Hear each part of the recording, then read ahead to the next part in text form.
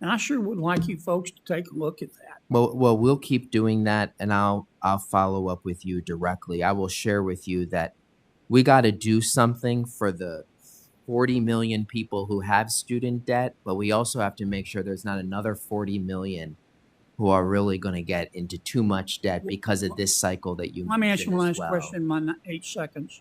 You're on the FDIC board. Yes, sir. How many people from Silicon Valley Bank and Signature Bank went to jail? How many executives did y'all put in jail? Well, I can't comment on any investigations, but we'll try our best. I'm asking how many. It's been a couple of years. How many went to jail? If you are worried that there is not enough accountability, I share that worry, and we got to make sure. They stole money. How many of them went to jail? How many did the FDIC? The FDIC can't put them in jail, but the Justice Department has put 0 in jail so far. 0. So we are going to make sure that I can't disclose everything, but it needs to be fully investigated, the role that every individual. You better hurry, because I think it's unconscionable. Thank you, Mr. Chairman. Thanks, Senator Kennedy. Hey, everyone. Welcome back to Conservative Chronicle. If you care about corruption, accountability, and financial scandals that shake up Wall Street, you're in the right place. Today, we're breaking down the heated exchange where Kennedy grills Chopra over the banking crisis, student loan mess, and why no executives have been punished. How many of them went to jail? That was the explosive question Senator John Kennedy threw at Rohit Chopra, the CFPB Director, and trust me, his response left a lot of people shocked. Before we dive in, do me a favor, hit that like button, and if you haven't already, subscribe so you don't miss out on breaking political and financial news. Let's get into it. Here's one of the things that I have always wondered. Why haven't you taken a look at what our universities have been doing in terms of tuition? I was reading a study the other day put out by the New York Fed. It's a little dated. Things have probably gotten worse. But 60 cents of every dollar that our kids borrow has been diverted into higher tuition payments. And the universities have gotten more and more and more expensive. So kids borrow more and more and more money. So universities can hire more and more people and raise tuition to pay for it. And that doesn't seem fair to me. Why haven't you asked your people, or maybe you haven't know about it, to take a look at what, if any, nexus there is between this? Yeah, well, we have found some nexus. When I was a regulator at the CFPB 10 years ago, we actually went after some of these schools. What they were doing. You went after the for-profit schools. I'm talking about some of our more prominent universities. Senator Kennedy, known for his sharp questioning, didn't hold back. During a tense Senate hearing, he put Chopra on the spot about bank executives from Silicon Valley Bank and Signature Bank, 2 of the biggest financial failures in recent history. His question, how many of them went to jail? And the answer, 0. Yeah, you heard that right. Despite these banks collapsing and taking billions with them, no one has faced any real consequences. Why? That's the million-dollar question. Kennedy also turned his focus to rising college tuition and student loans. He exposed how universities are jacking up prices, forcing students into debt while administrators cash in. That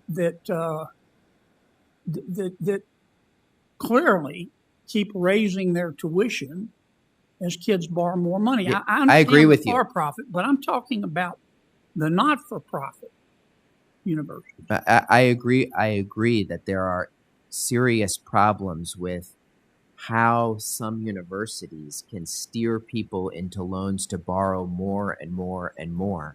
And I think as we think about fixing our student loan system, I don't know if the existing one is one we want to keep, because not only is it burdening a lot of people, but it may be creating the incentives for some universities to really be pushing up the costs.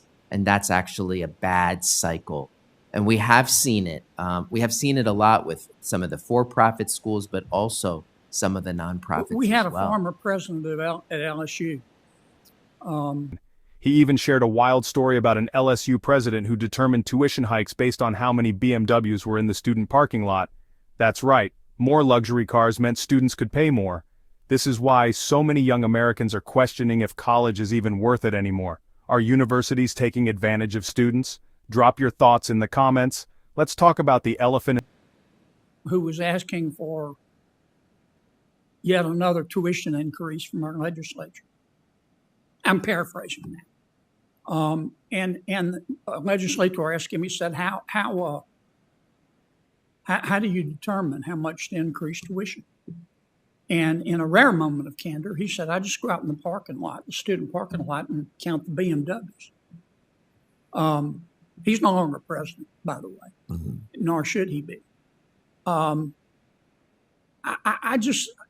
understand President Biden's approach has been to forgive the debt. But it seems to me that at least a partial root of the problem is universities have gotten greedy. And it's costing more. Kids are spending more to learn less. And the rubber is about to meet the road because kids are just saying now it's not worth going to college. The numbers are declining. At some point, the demand is not completely inelastic. And the room bank executives who caused financial disasters but never faced jail time. Kennedy pushed Chopra hard, demanding to know why not a single executive from these failing banks has been prosecuted. Chopra's response? He claimed investigations were ongoing but couldn't give any clear answers. Translation? Nothing is happening. The Justice Department hasn't put a single banking CEO behind bars. If you think that's a problem, smash that subscribe button right now. We break down these scandals as they unfold. Comment on any investigations, but we'll try our best. I'm asking how many. It's been a couple of years. How many of them went to jail? If you are worried that there is not enough accountability, I share that worry, and we got to make. They stole money. How many of them went to jail? How many did the FDIC? The FDIC can't put them in jail, but the Justice Department has put 0 in jail so far. 0. So we are going to make sure that. I can't disclose everything, but it needs to be fully investigated, the role that every individual You plays. better hurry, because I think it's unconscionable. Thank you, Mr. Chairman. Thank you, Senator Kennedy. And you worked on our Recoup Act, which we had a strong vote here and couldn't get it moved on the floor because of industry opposition, as you know. Mr. Chairman, can I just make one comment? Sure. I will share that it's pretty upsetting when there are large banks or CEOs who are able to get off scot-free, even when there's emergency measures. So I just share what many of you have shared with me, that there has to be some basic level of accountability, including for those at the top. And that's something that I've put as a priority at the CFPB, of looking at the individuals, especially when it comes to these repeat offenders. And many of them need to be banned from the industry altogether. Senator Warren from the mess. Kennedy didn't stop there. He made it clear, executives who commit fraud shouldn't just lose their jobs, they should face real consequences. He called out the double standard in the justice system. If an everyday person steals money, they go to jail. If a bank executive loses billions, they walk away with a golden parachute. So, where do we go from here? Will Washington finally crack down on corrupt executives, or will this just be another scandal swept under the rug?